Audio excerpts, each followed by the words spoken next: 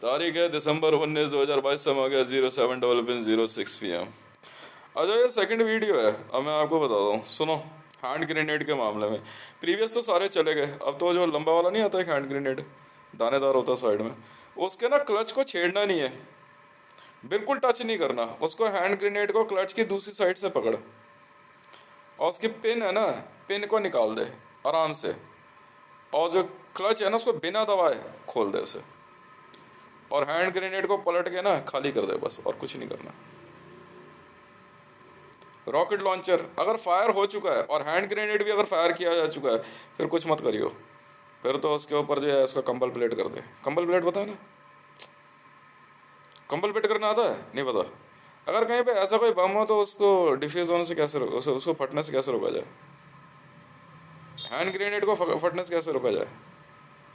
Intensity कम हो। Books होती है ना, बुक्स, बुक्स होती हैं, बुक्स रख दे, किताब, बिल्कुल। गद्दे, नज़दीकी एरिया में अगर गांव देहात में कहीं ऐसा कुछ हो जाए, आपको लगता है, तो उसके ऊपर जो है ना गद्दे ला कर गद्दे डाल दो। ये देसी तरीका है। अब ऐसा नहीं कि गड्ढा खोद करके कोड़ने को उसके नज़दीक, कम से कम समय उसके नज़दीक बिताना है। गद्दा ऐसे लेकर के गए, डाल दिया उस पर। ये तरीका होता है, पता है? Delhi civil defence, HFP, house fire party, 14,681। Mark 84 defuse करना मैं नहीं बताया भाई। है भाई, सरकारी नंबर भी है, क्या बात कर रहे हो? Delhi civil defence 14,681। अच्छा, नकली पुलिस ये बोलते हो? अच्छा जी, उठा, ये दिल्ली पुलिस वाले बोलते हैं, उठा के पहन ले कहीं वर्दी, कहीं से वर्दी। अबे जाओ यार तुम। अच्छा, अब बात है रॉकेट लॉन्चर की। अब मान लो कहीं पे रॉकेट लॉन्चर ऐसे ही रखा हुआ पड़ा मिल जाए, आपको नहीं पता कि फायर किया गया नहीं किया गया, कैसे पता करोगे? उसका हुड चेक करो पहले तो। टिप को हाथ नहीं लगाना होता है, सारा खेल टिप में छुपा हुआ है, राइट? ठीक है। दूसरा, उसके टेल चेक करो, टेल पे टिक है या नहीं है। अगर टिक हो रखी है, डोंट टच, सिंपल। मोटा ब्लैंकेट, ये कंबल जो है ना मामूली चीज़ नहीं होती। अगर एक कंबल की कई तह बना करके गीला करके अगर हैंड ग्रेनेड पे फेंक देगा, तो एटलीस्ट वहां से होके गुजरने वाले लोगों को बचा सकता है। ज़्यादा असर नहीं होता स्प्रिंटर्स का, मानो या ना मानो। एक बात, दूसरी बात, अब बात आती है रॉकेट लॉन्चर को डिफ्यूज करने की। खोलना बड़ा आसान होता है, इसकी बैक साइड होती है ना, बैक साइड को ध्यान से देख, उसमें दो जगह पे क्लिप होगी, या दो या राउंड सी कुछ क्लिप होगी। पतली सी पिन लेकर उसको निकाल दे बाहर, ठीक है? इन्हें इतने इतने बहुत बड़े तगड़े जोर से पड़ता तब एक्टिवेट होता है। होता कुछ नहीं, अंदर उसमें एक बारूद होता है, वो इग्नाइट हो जाता है। इग्नाइट होने के बाद वो जलते जलते जितनी देर में वो आगे मेन बारूद चैम्बर तक पहुंचता है, उसके बाद फटता है वो। समझ में आ रही है? ये भी एक इसमें है। और इंस्टेंट फटने के लिए, अगर वो इंस्टेंट फटेगा तो टिप से टकराएगा, दो केसेस में फट सकता है वो। Exactly exactly। उसके बाद उसके अंदर जो क्या कहते हैं गट्टक लगी होगी एक, उस गट्टक को जो है दोनों साइड से उसके उसका एक उसके गैजेट गैजेट आते हैं, मिल जाएंगे, आराम से उसको निकाल, हैंड ग्रेनेड खाली, उसको रॉकेट लॉन्चर खाली कर दे बस। और आप जानते हो आईडी के अंदर जो है ना 90% आईडीज फटती नहीं है, मालूम है आपको? नहीं मालूम?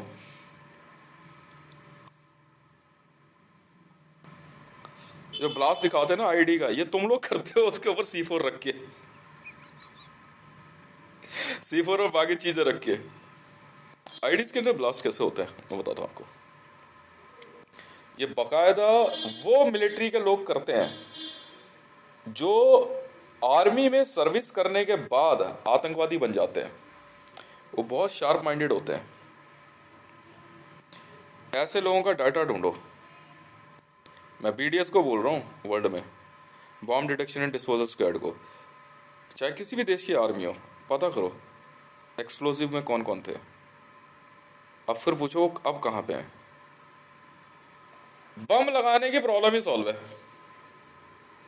Elite commandos short service commission के बाद कहाँ चले गए, पता करो। कहीं ना कहीं जो है ना वो किसी ना किसी, कोई ना कोई, सारे तो नहीं, किसी टेररिस्ट ऑर्गेनाइजेशन में सर्विस दे रहे होंगे, बिल्कुल दे रहे होंगे।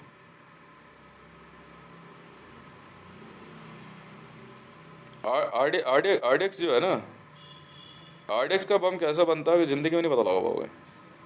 किसी टेररिस्ट को पकड़, बोले बनेगा जरा आरडीएक्स का बम, अब फाड़ के दिखाइयो, कुछ नहीं होता।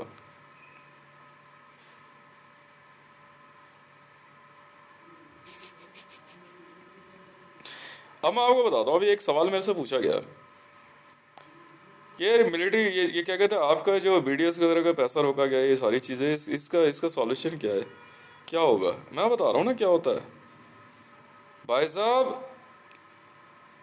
वर्ल्ड में जो कोई मिलिट्री जनरल हो, मैं बता रहा हूँ आपको, कोई मिलिट्री जनरल, सबका कोर्ट मार्शल होना तय है। क्योंकि bomb detection and disposal squad army के अंडर होता है।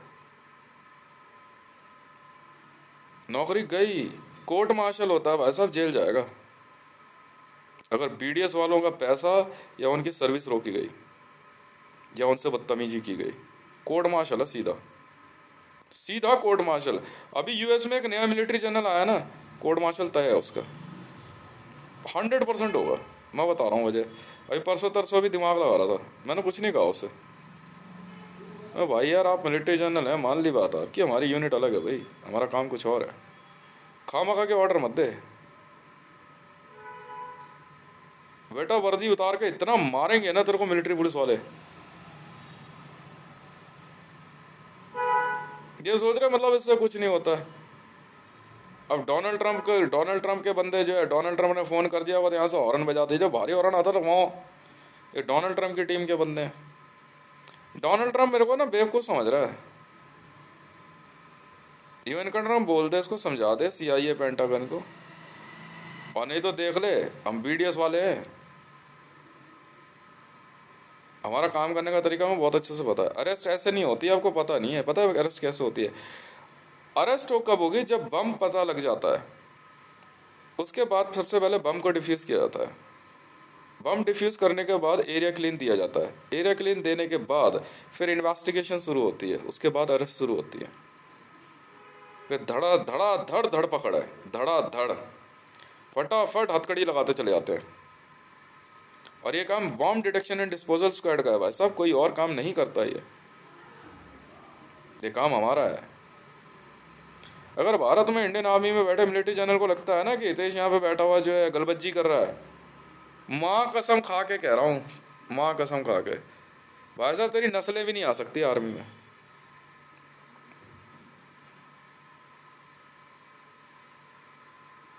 तुम्हारी नस्लें नहीं आ सकती।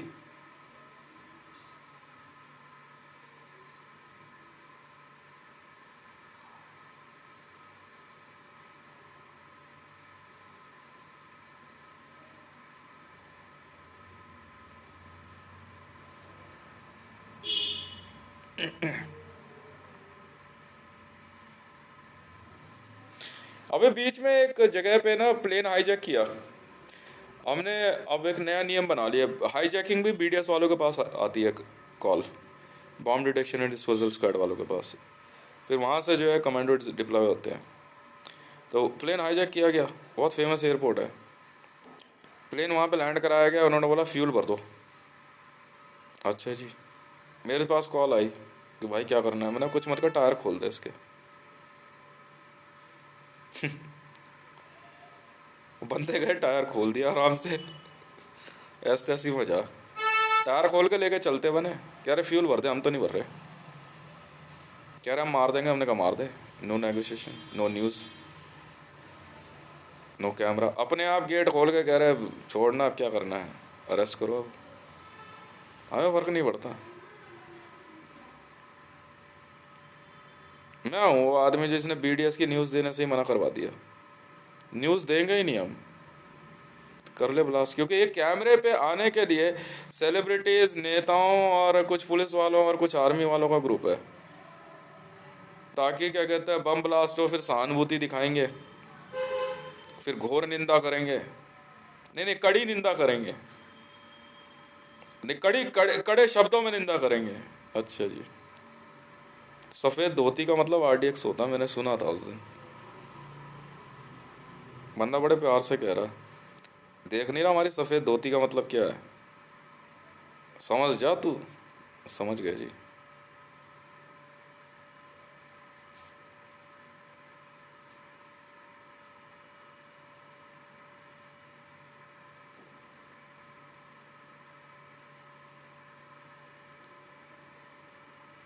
कुछ नहीं होता उसमें, लाख कोशिश कर ली, बैटरी लगा के देख ली इन्होंने, आरडीएक्स का बम ब्लास्ट करना है, बिजली का करंट लगा के देख रहे, ब्लास्ट ही नहीं होता। अबे आरडीएक्स तो जानता भी है, आरडीएक्स के बदले पता है इनको क्या पकड़ा दिया बंदों ने।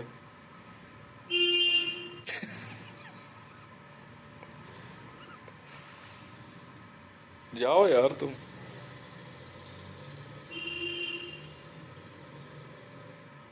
ऐसा नहीं लगता बम। तो इन आरडीएक्स के जो बैग्स होते हैं, इनको बम बनाने का काम किसको मिलता है मैं बताता हूँ। ये बम बनाने का काम आर्मी के, और कोई नहीं जानता यार। आर्मी के रिटायर्ड पर्सनल्स और पुलिस के रिटायर्ड ऑफिसर्स, जिनको एक्सप्लोजिव्स की नॉलेज होती है, ये लोग पैसा कमाने के लिए सारा काम करते हैं। रमेश तो पिटेगा बहुत बेटा। मार्क 84 लगवाने वाला और वॉल स्ट्रीट में, जी हाँ, मार्क 84 मिसाइल लगवाने वाला, केमिकल मिसाइल, पाकिस्तान में आया हुआ ईरान से। जी हाँ, एक व्यक्ति रमेश उर्फ जावेद। अब रमेश कैसे, ये भारत में आया और नरेंद्र दामोदर दास मोदी की एसपीजी सिक्योरिटी में भी रहा है ये, क्योंकि नरेंद्र दामोदर दास मोदी के पास आईएसआईएस का रोड साइड बॉम्बिंग कोड था, और नरेंद्र दामोदर दास मोदी रिदा टेररिस्ट ऑर्गेनाइजेशन, इराक की ऑर्गेनाइजेशन से है। बिल्कुल है।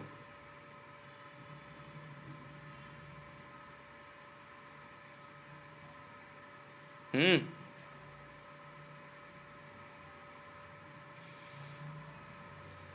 अगर मोदी मना कर देगा, रिदा वाले ही मारेंगे आकर के। और मैं अगर वहां बैठा हूँ, पूछो कौन से भैया, रिदा से, किस लिए आया भैया, मोदी को पीटना है, मना कैसे कर रहे, रिदा से नहीं है तो मार जा करके।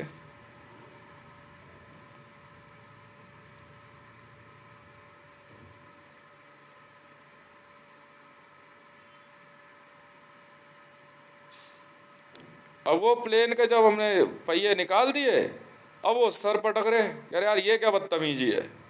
तो यही बदतमीजी है कि हमने फ्यूल भरने के लिए कहा था, तेरे बाप के नौकर थोड़ी लग रहे हैं। जहाज का चक्का ही खोल दिया हमने तो। ऐसे तैसी बजा उड़ा ले, क्या उड़ाएगा तू। हमारे को जो है बाकी टीम के बंदे कह रहे हैं बंदे मार जगह में मारने थे, साइड हो, अभी हमारी ड्यूटी है। मेरी ड्यूटी में दखल मत देना, समझ में आ गई। मेरी ड्यूटी में दखल मत दे देना, कोई हो तुम।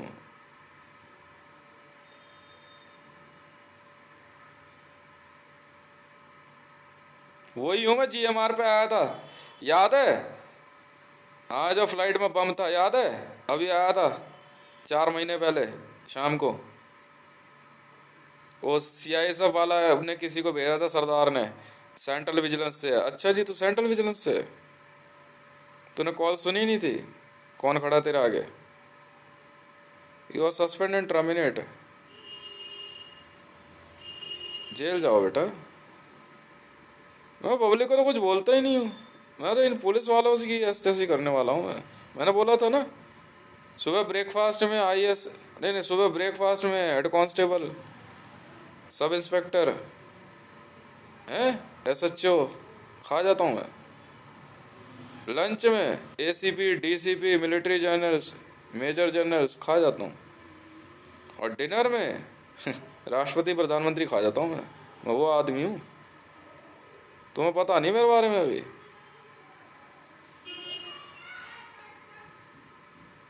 अब कुछ मीडिया चैनल्स हैं, वो खुद कैमरा लगा करके ब्लास्ट कर दे रहे हैं, जैसे आज तक में बैठे हुए हैं कुछ बंदे, तो दिखा दे रहे हैं फला जगह ब्लास्ट हुआ।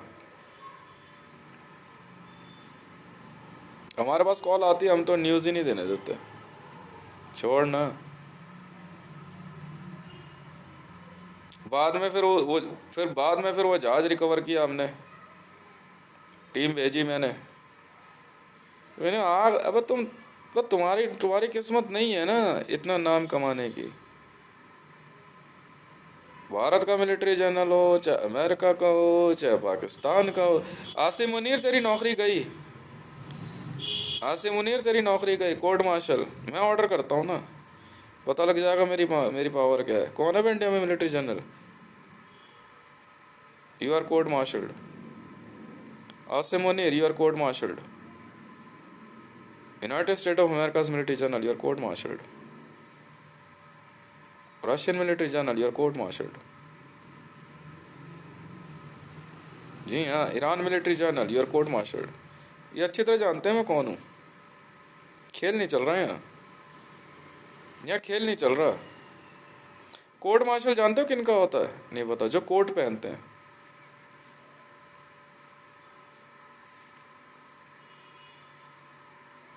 यस, भारत की तीनों सेनाओं के chief court martial. Mister Narwana, you are court marshalled.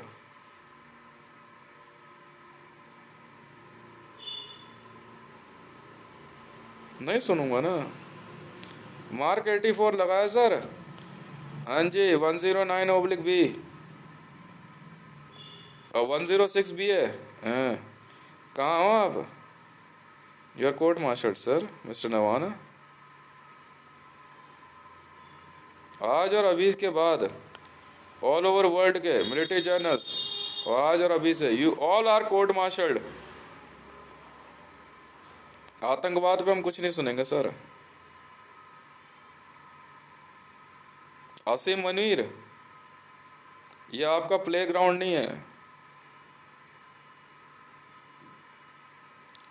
हम इनसे बात कर रहे हैं, आतंकवादियों से। भारत में MM नरवाना जो है बैठ करके मोदी को जो है अपने हाथ से खिला रहा है।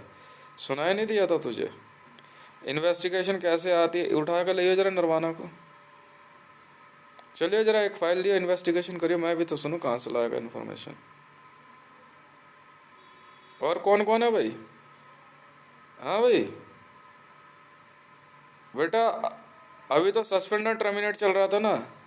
साफ कह रहा हूँ, all over world's military generals in central government and by central government and by state governments, you all are court martialed. Military police, follow the orders, otherwise you too will be court martialed. Get out. मैं बताऊंगा ना मैं कौन हूँ। World military general chief हूँ। बेवकूफ़ समझ रहे हो क्या मेरे को? हैं? बेवकूफ़ समझ रहे हो? पहचाना नहीं मेरे को? हितेश हूँ मैं।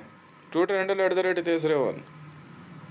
वो तुम्हें क्या लग रहा है मैं यहाँ तुम्हारे पैसे का इंतजार कर रहा हूँ? मैं तुम्हारी ज़िंदगी ख़राब कर दूंगा। तुम्हारी ज़िंदगी ख़राब कर, नरवाना तेरी ज़िंदगी ख़राब कर दूंगा मैं।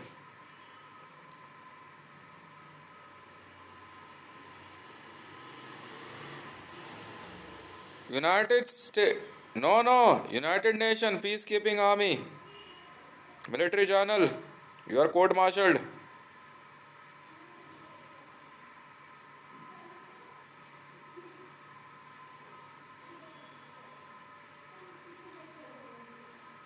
कोई वजह है? हाँ जी, तुम दिखाओ तो सही न्यूज़ में इन सबको। पाकिस्तान, पंजाब, किस्मत आ गई है। रमेश कौन से पुलिस में था? हैं? अच्छा, Interpol chief,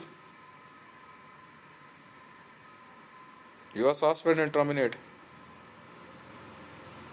NYPD chief, you are suspend and terminate. पता लग जाएगा तुम्हें 24 घंटे के अंदर मैं कौन हूँ। मैं तुम्हारा कोई क्या टीचर लग रहा है? बैठ के पढ़ाने बैठा हूँ मैं तुम्हें? हैं? और तुम्हें पढ़ाने बैठा हूँ यहाँ पे? हाँ भाई नरवाना, से पढ़ाने बैठा हूँ मैं यहाँ। ले जाओ उठा करके इन सबको। भारत में तीनों सेनाओं के chief, you all are court martialled, get out. कहा ड्यूटी कर तो कर, इसको उठा, चलो। फिफा मूवी चल रही है यहाँ पे तो।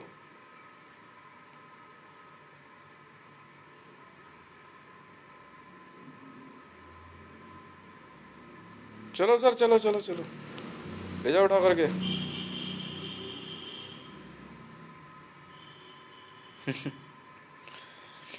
ऑर्डर तुम ही लिखोगे भैया।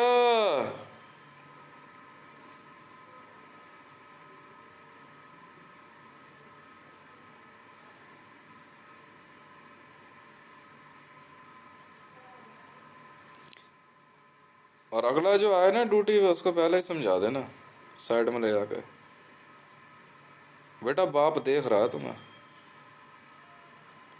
हाँ, पहले वाले दिन और हालात नहीं रहे हैं। Yes, M Naravane, you are court martialled. Abhinandan, you are court martialled. Dhillon, you are court martialled.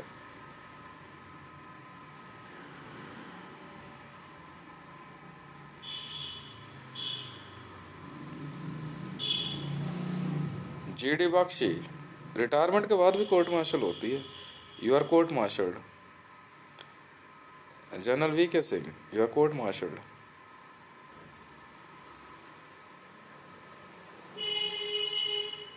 Rajvardhan Singh Rathore, you are court martialled. एक एक को ढूंढेंगे।